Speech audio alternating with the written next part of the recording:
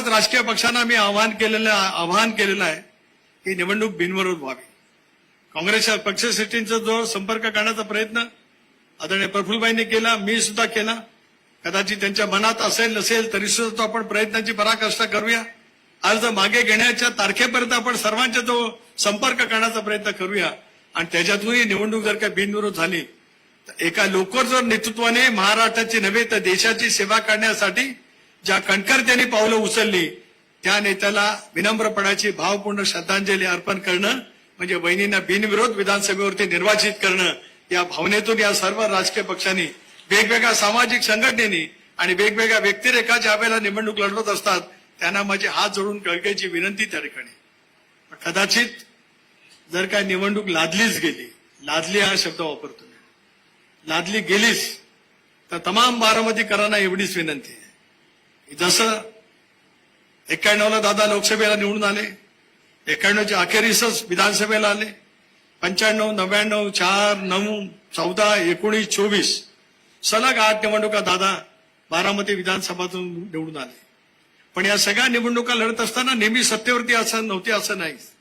95ला ज्या वेळेला विधानसभेची निवडणूक झाली त्याला राज्यामध्ये सत्तांतर झालं. 99ची निवडणूक झाली तर दादांच्यासाठी एक वेगळं आव्हान त्या कालावधीमध्ये निर्माण केलं गेलं होतं. पण त्यांचं मताधिक्य होतं. प्रत्येक निवडणुकीमध्ये चंद्र जसा अमावस्येच्या नंतर फुलत जातो आणि पौर्णिमेमध्ये रूपांतर होतं तसं दादांच्या मतांचं रूपांतर प्रत्येक निवडणुकीमध्ये चढत्या क्रमाने त्या ठिकाणी गेलं.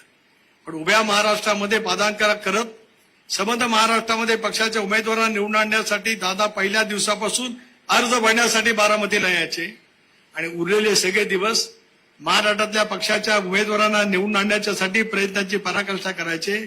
निवडणूक जर का यदा कदाचित लादलीच गेली बारामतीकरांना माझी हात जोडून विनंती आहे, बहिणी साहेब आपण आज अर्ज भरा. ही साथ भावनिक साथ दादांचा सहकार्य म्हणून मी आपल्याला या निमित्ताने करू इच्छितो आहे.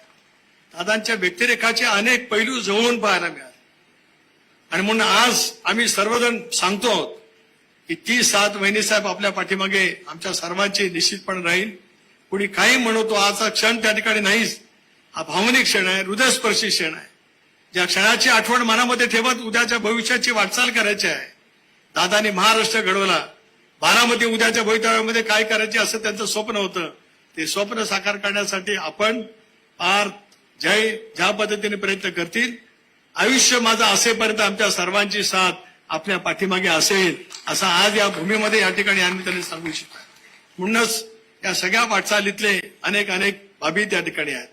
सर्व राजकीय पक्षांनाही सुद्धा पुन्हा एकदा नम्रतेची विनंती करतो. आता भारतीय जनता पक्षाच्या वतीने बावनकुळे साहेब पण येणार आहेत, राज्याचे कणखर उपमुख्यमंत्री शिंदे साहेब सुद्धा या ठिकाणी येणार आहेत, भुजबळ साहेब आपण या ठिकाणी आलेले आहात. पण मी अधिक बोलणं आपल्या सर्वांची वेळ या ठिकाणी घेऊ इच्छित नाही.